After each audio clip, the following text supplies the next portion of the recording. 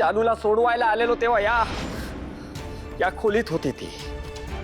कशी काढली असेल रे तिने रात्र या खोलीत? तुझ्यासारख्या विकृत माणसापासून कसं वाचवलं असेल स्वतःला? कपाट कपाट.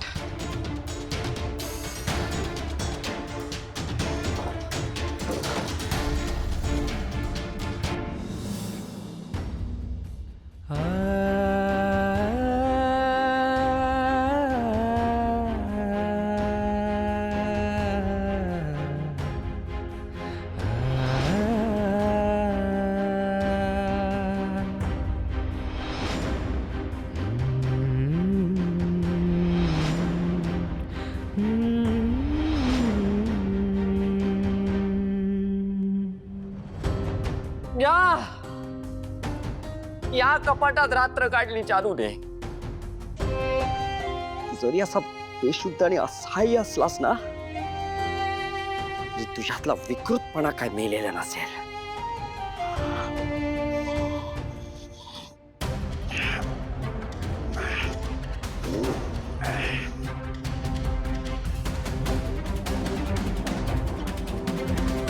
कपाटात बंद होऊन गुदमरल्यासारखं होणं नक्की काय असतं ना, ते आता तुला कळेल. जयंत, हे तुझ्यातल्या विकृतपणासाठी.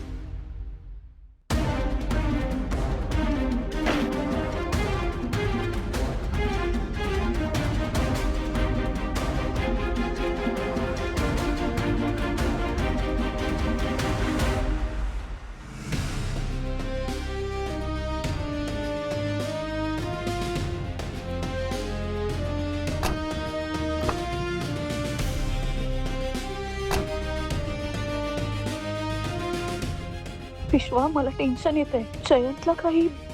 डोंट वरी जानू, जयंतच्या जीवावर बेतेल असं काहीही होणार नाहीये. निघत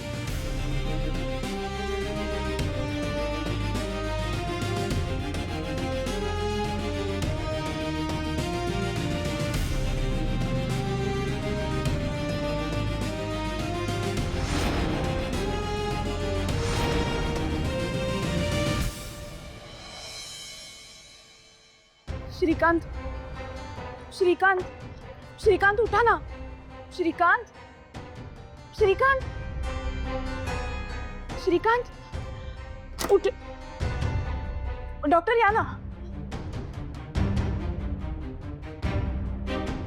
डॉक्टर, तुम्ही येईपर्यंत मी बरेच प्रयत्न केले त्यांना उठवायचे. पाणी पण मारून झालंय, पण त्यांना नाही शुद्ध येते.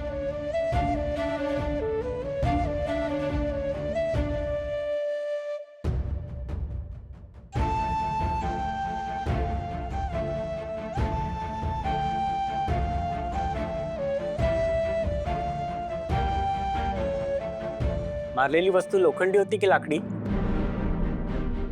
कदाचित लोखंडाची असावी. ठीक आहे, मी त्यांना इंजेक्शन देतो आणि काही औषधं लिहून देतो, पण त्यांना ऍडमिट केलं असतं तर बरं झालं असतं. ऍडमिट?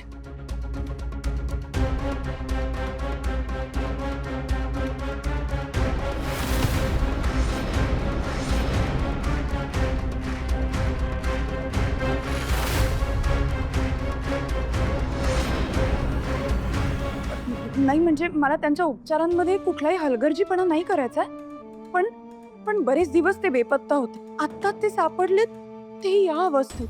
त्यांच्या डोक्यालाही मार लागलाय, त्यांच्यावर हल्ला झालाय. त्यामुळे डॉक्टर, मी कुठली रिस्क नाही घेऊ शकत. इथेच नाही का उपचार करू शकत आपण?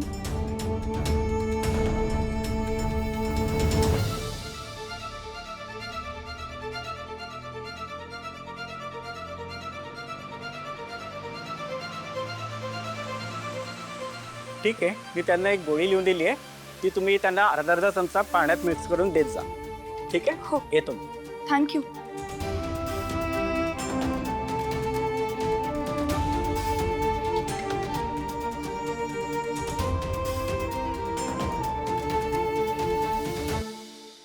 आज तूच माझ्या मदतीला धावून आलास. ते ज्या व्यक्तीच्या मृत्यूला सिद्धिराज जबाबदार आहे, तसा त्यांच्यावर आरोप आहे, तीच व्यक्ती आज समोर आली.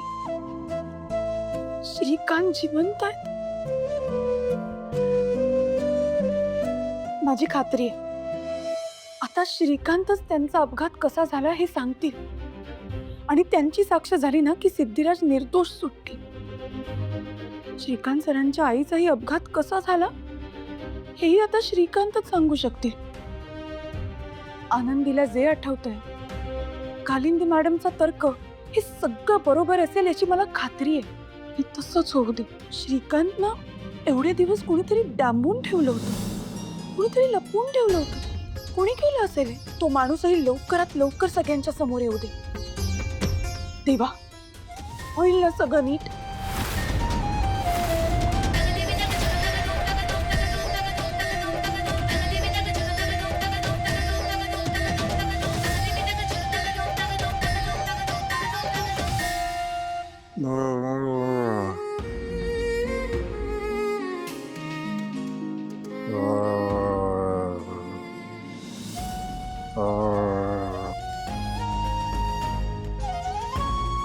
श्रीकांत, श्रीकांत तुम्ही काही बोलताय का?